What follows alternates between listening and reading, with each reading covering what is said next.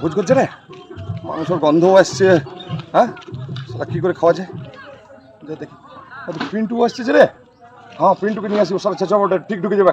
পিন্টু, পিন্টু, পিন্টু, পিন্টু, পিন্টু, তোকে আমি খোঁজ করছিলাম। শোন না, ওইখানে একটা ভোজ কর চলছে, বুঝলি? আমি তো একাই ভোজ করে ঢুকতে পারলাম না, নিমন্ত্রণ নাই। চ, তুই তো ম্যানেজ মাস্টার, চ চ চ, ভোজটা খেয়ে আসি গা। ভোজঘর চলছে? কোথায় গা? ঠিক আছে, কোনো অসুবিধা নাই, চলো চলো চলো চলো, আমি ম্যানেজ করে দেবো। বাবার কত সুন্দর খবর দিলে গো দাদা। চলো চলো চলো চলো চলো, গাড়িটা ঘুরাও, গাড়িটা ঘুরাও, আমি ম্যানেজ করে দেবো। চলো চলো চলো চলো চলো চলো, গাড়িটা ঘুরাও।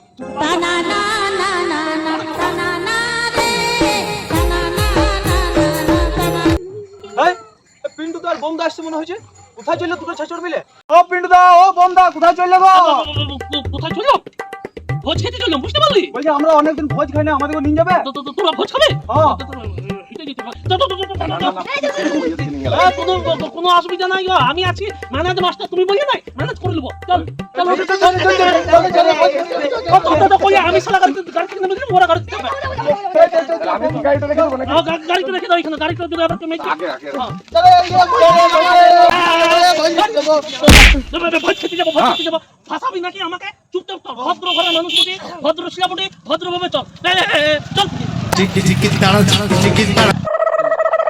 শালা পিন্টুর ভোজ দিয়েছে মনে হয় রে। আমার সাথে ঝগড়া হচ্ছে, ওই জন্য আমার বললেন নাই। দাঁড়া, আমি বুঝে ছেলে পেলে নিয়ে যাবো। এই যাবি? যাবার সময় হয়ে গেছে। চল। আর বাবা এবার ঘরে চিৎকার করবে। ও দেখ, আবার পিন্টু আসছে। পিন্টু, ও পিন্টু, পিন্টু কোথায় চললি রে? হ্যাঁ বলছি বন্ধা, জীবন কাকু দেখো ইয়াদের ভোজ বড় নাকি বলছি নিলে নাই তো? চল না, ম্যানেজ করবার জন্য। বলো বলো, কোথায় যাবি তোরা? কোথায় যাবো মানে? এখানে ভোজ করা আছে, নিমন্ত্রণ আছে, ভোজ খেতে যাবো, বুঝতে পারলে? নিমন্ত্রণ আছে? ভোজ ঘর? আরে আমাদের নিমন্ত্রণ আছে। আমাকে বলছিল তো।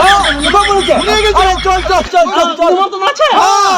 চলো আমার সাথে, চলো চলো চলো। কিন্তু একাই ভোজ খাবো নাকি?